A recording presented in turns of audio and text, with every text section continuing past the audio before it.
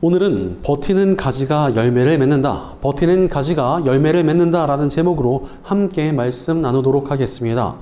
한때 인기를 끌었던 미생이라는 드라마에 굉장히 좋은 대사가 하나 나왔습니다.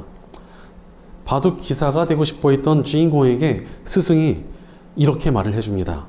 네가 종족 후반에 무너지는 이유, 데미지를 입은 후에 회복이 더딘 이유, 실수한 후 복구가 더딘 이유, 다 체력의 한계 때문이야.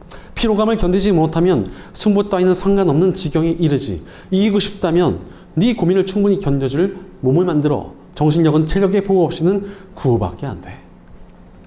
이런 이야기를 들었던 주인공은 바둑 기사의 꿈을 접고도 계속 체력을 기르며 살아가게 됩니다. 체력이 굉장히 중요하다는 이야기입니다. 그런데 저는 이 이야기에서 다른 포인트가 눈에 보였습니다. 피곤함을 견디지 못한다면 승부 따위는 상관이 없는 지경에 이르게 된다는 말입니다. 피곤하고 지치면 사람은 주저앉게 됩니다. 아무리 체력이 좋고 정신력이 좋으며 심지어 신앙까지 좋아도 지쳐버리면 다 소용이 없습니다. 하지만 안타깝게도 우리네 인생에서는 지쳐버릴 때가 옵니다. 기대했던 일들이 실망스러운 결과를 낳습니다. 열심히 애정을 쏟았던 친구나 애인 또는 자녀가 나의 마음을 아프게 만듭니다. 노력에 비해서 너무나 초라한 결과를 낼 때도 있습니다. 시간을 많이 투자했는데 열매가 맺히지 않는 그런 일들도 있습니다. 그때 우리 마음은 확 지쳐버립니다. 체력이 좋고 나쁘고를 떠나서 정말 지쳐버린다, 피곤하다는 생각이 듭니다. 이렇게 지쳐버리면 일단 우리 마음이 굉장히 무겁게 가라앉습니다. 우울감에 시달리고 계속 마음이 쓰리고 아픕니다. 후회나 절망감에 사로잡힐 때도 있습니다. 그러다 보니까 아무것도 하기가 싫어지고 심지어는 완전히 주저앉아 버리기도 합니다. 오랫동안 일구었던 일들도 포기하고 싶어질 때도 있습니다. 그냥 아무것도 하기 싫고 나자빠질 것 같은 기분도 듭니다. 다시 도전하고자 하는 용기도 쉽사리 나질 않습니다. 정말 바래왔던 것들도 다 포기한 채로 타협하며 주저앉아 버릴 때도 있습니다. 지쳐버린 자기 자신이 너무나도 나약한 것은 아닐까 하는 스스로에 대한 자괴감도 듭니다. 그러니 자기 혐오에 빠져버리는 사람들도 있습니다. 상황에 대한 원망하는 마음도 찾아옵니다. 다른 사람들에게나 심지어 하나님께도 원망하는 마음이 슬그머니 고개를 듭니다. 이렇듯 지친다는 것은 우리들의 인생을 완전히 주저앉게 만들어버립니다. 안타까운 사실은 이렇게 지쳐버릴 만한 때가 누구에게든 올 수 있다는 사실입니다. 열심히 살며 애쓰고 살아도 지칠 만한 순간이 옵니다. 오늘 말씀을 기록한 사도 바울에게도 지치고 낙심이 될 만한 일이 있었습니다. 바울은 데살로니가 교회를 너무나 사랑하고 아끼고 있었습니다. 바울은 그들과 굉장히 짧은 시간밖에 보내지 못했지만 그들이 너무나 잘 자라주었습니다. 좋은 교회라는 명성이 온 지역에 자자할 정도로 잘 성장했기 때문에 바울은 그들을 생각하기만 해도 마음이 좋았을 정도였습니다. 그런데 데살로니가 교회가 이단에 빠진 것입니다. 데살로니가 교회에 침투해 들어온 이단들은 데살로니가 교회를 아주 빠른 속도로 망가지게 만들었습니다. 이단들은 이 데살로니가 교회 성도들에게 아니 곧 예수께서 오실 텐데 왜 다른 일들을 하고 있습니까? 영적인 일만 해야 됩니다 라고 말하면서 모든 선한 일을 다 포기하게 만들었습니다. 그러니 좋은 교회였던 데살로니가 교회는 순식간에 건강하지 못한 교회가 되어버렸습니다. 이런 모습을 보면서 그들을 전도했던 바울이 얼마나 가슴이 아프고 낙심이 되었겠습니까? 그러나 바울은 낙심하지 않았습니다. 데살로니가 교회를 향해서 편지를 보냈고 그들의 마음을 다시 바로 잡고자 했습니다. 사실 바울의 인생을 보면은 낙심될 만한 상황이 정말 무지하게 많이 왔습니다. 그럼에도 그는 절대로 흔들리지 않는 모습을 보여줍니다. 배신을 당하고 사역이 가로막히며 핍박과 고난이 있어도 그는 멈추지 않았습니다. 끝까지 하나님께서 맡기신 사명을 향해서 걸어갔던 것입니다.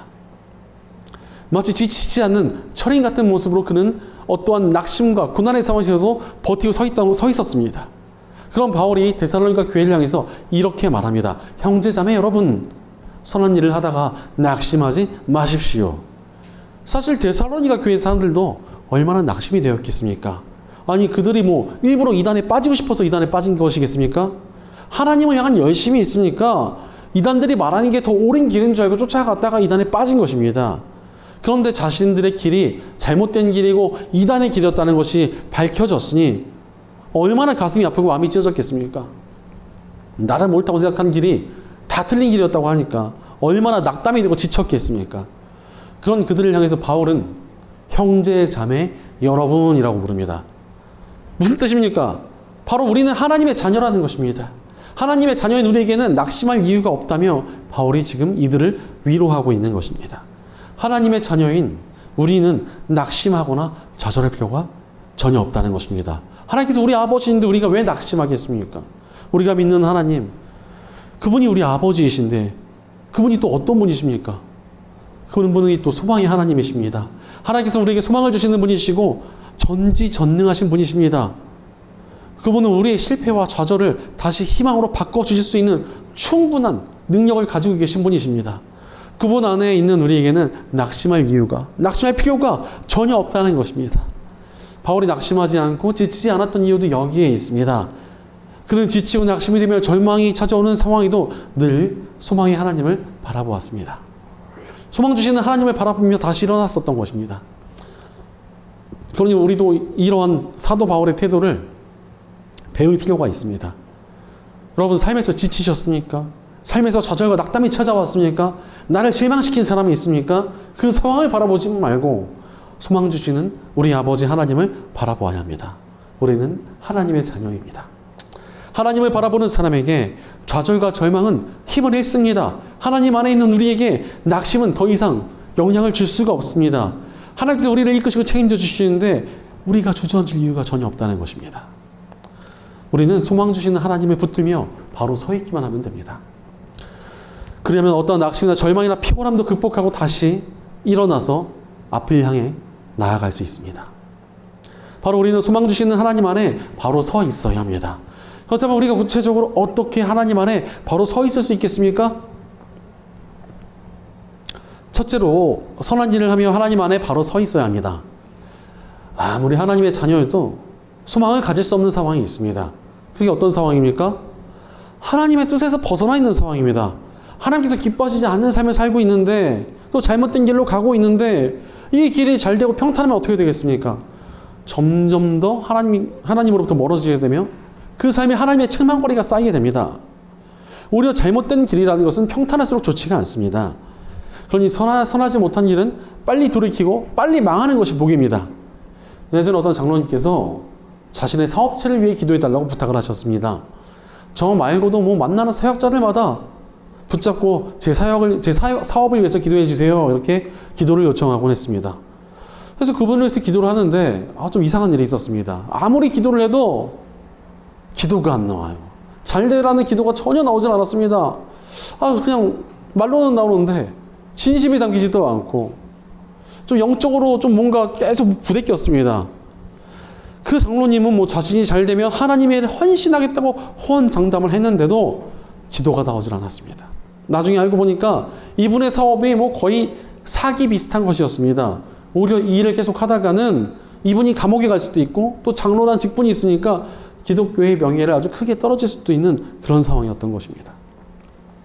다행히도 이분의 사업이 완전히 망해버리면서 잘못된 일에서 손을 떼게 되셨습니다. 물론 그 상황 가운데 이 장로님은 왜 잘 안 됐는지 모르겠다며 하나님을 원망하기도 했다고 합니다. 그러나 제가 볼 때는 기도라도 여러 곳에 부탁하고 다녀가지고 금세 망하는 복을 얻게 된 게 아닌가 싶습니다. 실제로 오히려 망하고 낙심을 해서라도 그 길을 떠나야 되는 경우가 분명히 있습니다.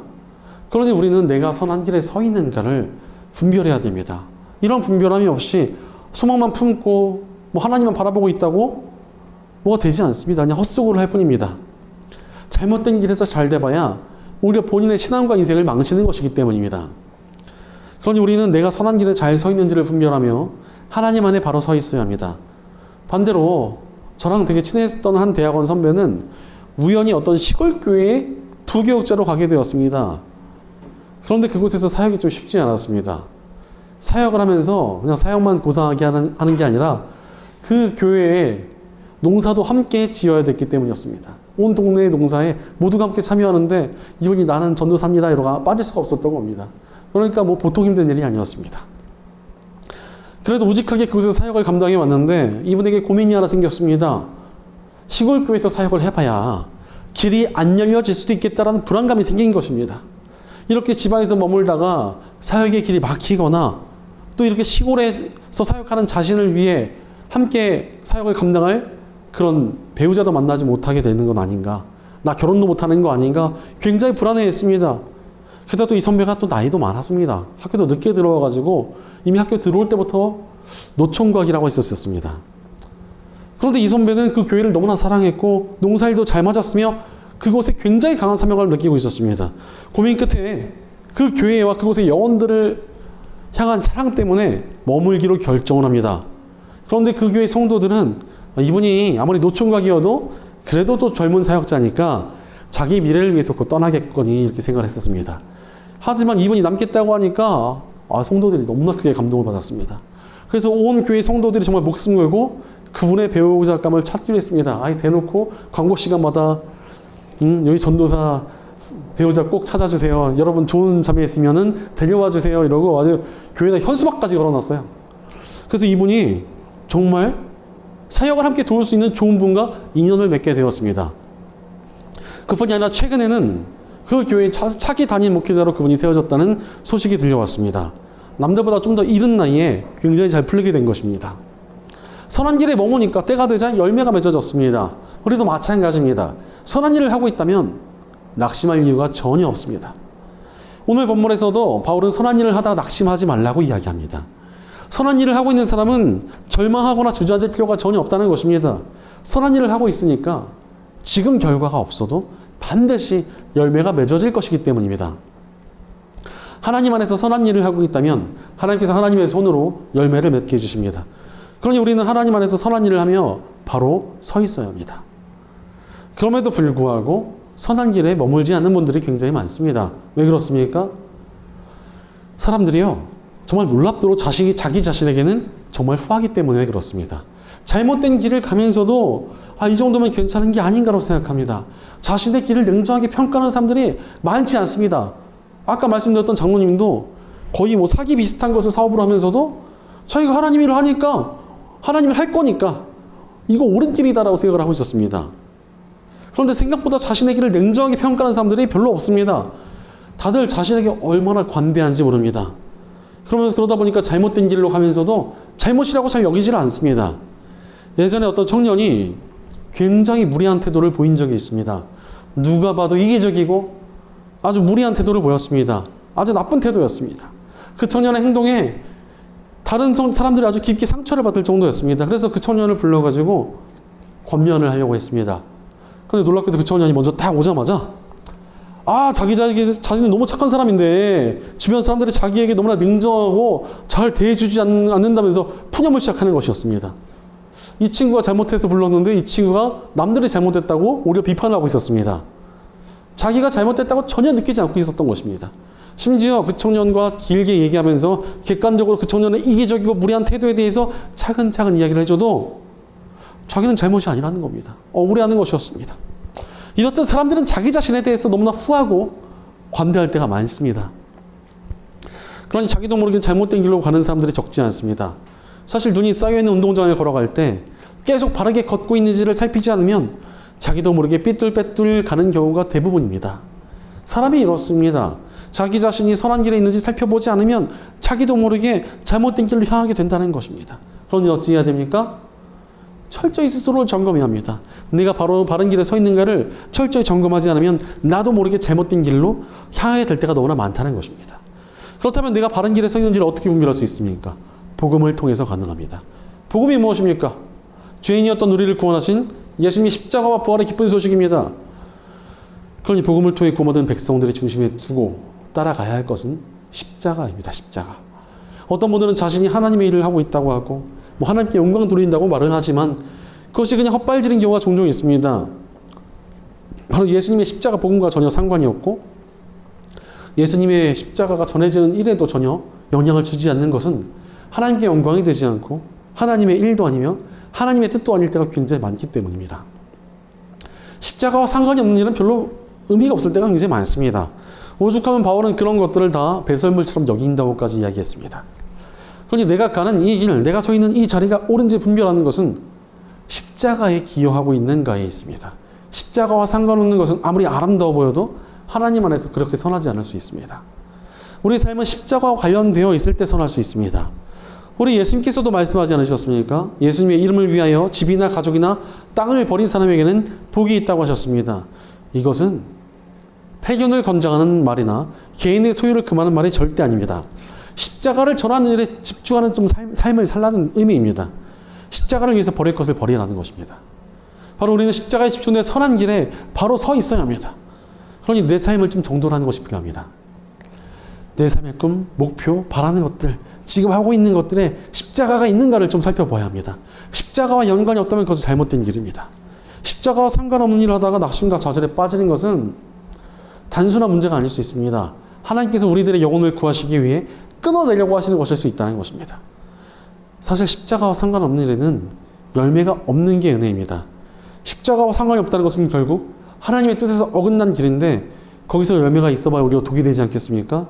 반대로 하나님께서 기뻐하시는 길은 때가 되면 반드시 선한 열매를 맺습니다. 하나님의 뜻에 합당한 선한 일이니까 선하신 하나님께서 열매를 주시기 때문입니다.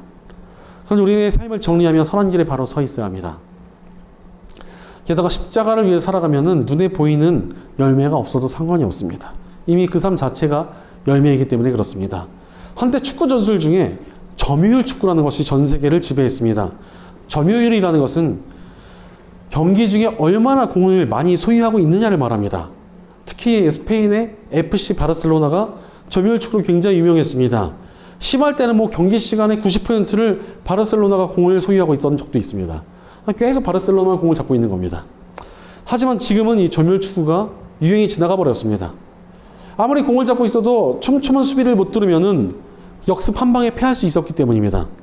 그래서 이 점유율 축구를 상대하는 팀들마다 아주 단단한 수비와 빠른 역습으로 약점을 공략했습니다. 그러니 점유율 축구의 말기에는 점유율은 엄청나게 많이 가져갔는데 패배한 경기가 많았습니다. 그래서 사람들이 우스갯소리로 경기는 졌지만 점유율은 이겼다 이러면서 놀리기도 했습니다. 그래서 바르셀로나 팬인 저 같은 사람들은 굉장히 마음이 아팠죠. 축구는 골과 승리로 판단되기 때문입니다. 하지만 하나님께서 판단하시는 방법은 완전히 다릅니다. 우리를 점유율로 판단하십니다. 십자가가 우리 삶에 얼마나 차지했는가를 살펴보십니다. 눈에 보이는 뚜렷한 열매가 없더라도 십자가로 가득한 삶을 살았다면 하나님께서 그 삶을 칭찬하십니다. 이미 열매 맺는 삶이며 하늘의 풍성한 상급을 쌓는 삶으로 여겨주십니다. 그러니 우리는 선한 길에 바로 서 있어야 합니다. 선한 길에 그곳에 머무르는 것 자체가 능력입니다. 게다가 하나님께서 선한 길을 가는 이들에게 힘과 능력을 부어주십니다. 십자가를 붙들고 집중하며 살아가는 삶에는 십자가로부터 임하는 힘과 능력이 있습니다. 그러니 낙심과 피로가 그를 흔들어 놓지 못합니다. 하나님께서는 그분의 선하신 손길로 십자가를 붙든 백성들을 지켜주시기 때문입니다. 그러니 십자가의 선한 길에 바로 서 있어야 합니다. 우리 삶을 점검하며 선한 길에 바로 서서 하나님 안에서의 풍성한 열매를 맺는 저 여러분 되시기를 간절히 축원합니다. 둘째로 지속하며 하나님 안에 바로 서 있어야 합니다. 아무리 선한 일도 의미가 없게 만드는 방법이 하나 있습니다. 그게 무엇입니까? 그냥 한두 번 하고 마는 것입니다. 아무리 좋은 일도요, 한두 번 하고 끝내면 아무런 의미가 없습니다. 지속해야 능력이 있습니다. 운동도 그렇습니다. 빡세게 하루 이틀 운동하고 그냥 운동을 그만두면은 그냥 몸만 아프고 끝납니다. 다이어트가 되거나 몸이 커지지 않습니다. 악기도 하루 이틀 연습하고서 힘들다 이러고 내팽개치면은 평생 제대로 된 연주는 불가능합니다. 공부도 머리 좋은 사람들보다 오히려 오랫동안 진득하니 앉아있는 사람들이 좋은 결과를 내는 것을 훨씬 많이 보게 됩니다. 제가 첫 사역을 22살에 시작을 했는데 아무래도 경험도 아는 것도 적다 보니까 다른 선배 목사님들이 하시는 것을 흉내내서 적용하곤 했습니다. 그런데 아무리 좋아 보이는 훈련이나 프로그램들도 열매를 맺은 것은 한두 번 하고 그만둔 게 아니라 인내심을 가지고 지속한 것들 뿐이었습니다. 귀찮아서 힘들어서 조금 하고 그만둔 것들은 다들 열매를 맺지 못했습니다. 사실 무엇이든지 지속하는 것에 힘이 굉장히 강력합니다. 그런지 선한 일이라면 지속하며 버텨야 됩니다. 특히 하나님 안에서의 선한 길은 버티기만 해도 열매가 있습니다. 그래서 바울도 선한 일을 하다가 낙심하지 말라고 이야기하는 것입니다. 선한 일을 한두 번 하고 그만두는 것이 아니라 지속해야 된다는 것입니다. 그러니 선한 길 위에 버티며 바로 서 있어야 합니다. 그럼에도 불구하고 버티지 못하는 분들이 굉장히 많습니다. 왜 그렇습니까? 선한 일을 하기도 결심하지만 그건 무너지는 것입니다. 뜨거운 집회 같은 곳에 참여해서 하나님과 십자가를 위해 살겠다고 막 눈물로 결단하지만 어느새 원래 상태로 돌아오시는 분들이 적지 않습니다. 낙심의 무게를 견디지 못해서 그렇습니다. 살면서 우리에게 낙심이 찾아오게 되어 있습니다. 때로 너무나 힘들고 감당하기 어렵다고 느껴질 때도 있습니다. 그러니까 버티지 못하고 넘어지고 마는 것입니다. 저도 사역하면서 참 많은 낙심과 힘든 순간을 경험했습니다. 단순히 어려움과 힘든 상황이 오는 것도 참 만만치 않았습니다. 그 중에서 제일 힘든 것은 사람이 힘들게 하는 것이었습니다. 정말 열과 성을 다해서 섬기고 가르쳤지만 뒤통수 치고 떠나는 성도들이 꼭 한 번씩 있습니다. 그때마다 정말 낙심이 되고 맥이 탁 풀립니다. 어쩔 때 너무나 마음이 아파서 자다가도 막 벌떡벌떡 깹니다. 아마 저뿐만 아니라 모든 사역자들 그리고 모든 선한 길을 걷는 분들이 다 똑같은 마음을 가지고 계실 것입니다. 다들 힘들고 낙심되는 순간들을 마주할 때가 있다는 것입니다. 그럼에도 선한 길을 향해 걸어갈 수 있는 이유가 무엇입니까? 우리는 복음을 통해 부활의 소망을 얻은 사람들이기 때문에 그렇습니다. 복음은 가장 큰 절망에서 일어난 소망을 우리에게 보여주셨습니다. 우리 예수님께서 십자가에서 죽으셨으나 사흘 만에 부활하셨습니다. 그리고 모든 믿는 이들에게 부활이 있음을 알려주셨습니다. 그러니 가장 큰 절망과 낙심이라고 할 수 있는 죽음조차 우리를 무너뜨릴 수 없게 되었습니다. 우리는 가장 강력한 소망인 부활의 백성들이기 때문에 그렇습니다. 그러니 우리는 부활하신 예수님께서 주신 소망으로 말미암아 버텨낼 수 있습니다. 죽음마저도 이기신 소망이 하나님께서 우리와 함께 하시는데 우리가 이겨내지 못할 낙심이나 절망이 어디 있겠습니까? 그러니 우리가 해야 할 일은 버티는 것입니다. 2차 세계대전 당시 영국은 강력했던 나치 독일군에 의해 본토를 공격당하게 되었습니다. 그때 영국 정부에서 거리마다 Keep calm, carry on 이라는 포스터를 달아놓았습니다. 진정하고 하던 일을 계속 합시다 라는 의미였습니다. 실제로 그런 포스터를 붙여놓은 영국의 지도층들도 자신의 자리를 굳건히 지키고 있었고 그 말처럼 영국 국민들이 진정하고 자신의 일을 묵묵히 해냈습니다. 그러니 나치 독일의 강력한 공격이 있었지만 영국은 버텨냈고 끝내 2차 세계대전의 승전국 중에 하나가 되었습니다. 그래서 지금도 Keep calm, carry on 포스터의 디자인이 많이 쓰이며 사랑받고 있습니다. 꾸준히 견디는 것에 힘이 있다는 것을 굉장히 많은 분들이 공감하기 때문입니다. 무엇보다도 우리 크리스천들의 삶이 그래야 합니다. 우리는 선한 일을 하되 그것을 지속하며 버텨야 합니다. 그래야 진정으로 믿음의 능력을 경험할 수 있습니다. 우리 예수님께서도 그러지 않으셨습니까? 예수님께서 사역하실 때 가시는 곳마다 환영받으신 것이 아니었습니다. 거부하는 일도 있었고 공격하거나 쫓아내는 일도 있었으며 비웃는 자들도 있었습니다. 그러나 우리 예수님께서는 꺾이지 않으셨습니다. 끝까지 버텨내셨습니다. 심지어 십자가까지 견뎌내셨습니다. 그러니 구원의 새 시대가 열려지는 엄청난 열매가 맺어진 것이지 않습니까? 우리도 마찬가지입니다. 버텨야 열매가 있습니다. 그러니 우리는 선한 일에 버티며 서 있어야 합니다. 영국의 사역자 조지 뮬러는 10,000명이 넘는 고아를 돌보았으며 117개의 학교를 건립한 위대한 기독교 교육자로 알려져 있습니다. 그런 사실보다 더 유명한 것은 조지 뮬러가 무려 5만 번 이상의 기도를 응답받았다는 사실입니다. 그러니까 기도하고 응답받은 것을 적어놓았는데 그게 무려 5만 번이 넘었다는 것입니다. 그런데 조지 뮬러가 참으로 안타까움을 기도했던 것은 친구들의 구원을 위한 기도였습니다. 그러나 애절한 기도 속에 조지 뮬러의 친구 대부분이 전도되었고 예수님을 영접했는데 딱 한 사람만이 끝까지 복음을 거부했습니다. 안타깝게도 그 친구를 위해 평생 기도하던 조지 뮬러가 먼저 세상을 떠나게 됩니다. 그런데 끝까지 복음을 거절했던 그 친구가 조지 뮬러가 평생 자신을 위해 기도하고 끝까지 기도했던 것에 감명을 받고 회개합니다. 그래서 그 친구가 내가 바로 조지 뮬러의 마지막 기도 응답입니다 라고 간증하고 다니면서 마지막까지 복음을 전하는 사람이 되었습니다. 많은 분들이 왜 나에게 기도 응답이 없고 하나님 역사가 없으며 열매가 없느냐고 낙심합니다. 그러나 모든 열매를 얻는 이들은 버티고 인내하는 기간을 견디며 결실을 얻었습니다. 그러니 우리도 선한 길 가운데 버티며 바로 서 있어야 합니다. 그래야 능력이 있습니다. 끝까지 버티는 이들의 낙심도 절망도 이겨내며 하나님께서 맺으시는 열매를 얻습니다. 그러니 끝까지 버티며 바로 서 있어야 합니다. 어떤 낙심과 절망 속에서도 끝까지 버티며 서서 하나님 안에서 풍성한 열매를 맺는 저 여러분 되시기를 간절히 축원합니다. 사랑하는 여러분, 어떠한 인생을 살아가고 계십니까? 낙심과 좌절에 허우적대는 그런 인생입니까? 아니면 어디로 가는지도 모른 채 피곤에 쩔어지는 그런 인생을 살고 있지는 않습니까? 우리는 선한 길에서 버티며 살아가야 합니다. 버텨야 열매가 있고 생명이 있습니다. 영국의 설교자 찰스 스펄전은 달팽이는 인내 하나로 방주에 도달했다라는 말을 했습니다. 방주로 가는 길이 어떤 길입니까? 하나님의 뜻과 구원이 있는 선한 길이었습니다. 그러나 방주로 향하는 길은 높은 산 위에 있는 험하고 거칠고 멀고 먼 길이었습니다. 그 길에 비해 달팽이는 너무나 느리고 초라하며 연약해 보였습니다. 그러나 인내하며 선한 뜻을 향해 걸어가니 달팽이는 구원의 역사에 이르렀습니다. 우리의 삶도 초라하고 연약한 달팽이가 될 때가 있습니다. 우리를 낙심시키고 절망시키는 세상에 비해 내 모습을 바라보면 너무나 나약하고 초라하며 별것도 없다는 생각이 들어 좌절하고 지치게 됩니다. 그러나 우리는 하나님을 바라봐야 합니다. 하나님을 바라보며 그분이 주신 선한 길 가운데 버티며 바로 서 있어야 합니다. 작은 가지라도 나무에 잘 붙어 있으면 열매를 맺듯이 우리 삶도 반드시 열매를 맺을 것입니다. 반면 아무리 큰 가지라도 버티지 못하고 떨어지면 아무런 열매를 맺을 수 없습니다. 그러니 선한 길 가운데 버티며 바로 서야 합니다. 하나님께서 우리 삶의 풍성하고 아름다운 결실의 계절이 오게 하실 것입니다. 그러므로 낭망을 이겨내고 열매를 맺을 사람은 누구입니까? 소망이 하나님 발 앞에 온전히 서 있는 저와 여러분입니다. 하나님께서 주시는 풍성한 열매를 얻을 사람은 누구입니까? 십자가의 선한 길에 머무르는 저와 여러분입니다. 하나님께서 반드시 열매 맺게 하실 사람은 누구입니까? 선한 길 가운데 있냐며 버티는 저와 여러분입니다. 영혼을 구하고 세상을 변화시키며 교회를 회복하고 하나님 나라를 세워갈 하늘의 열매를 맺을 사람은 누구입니까?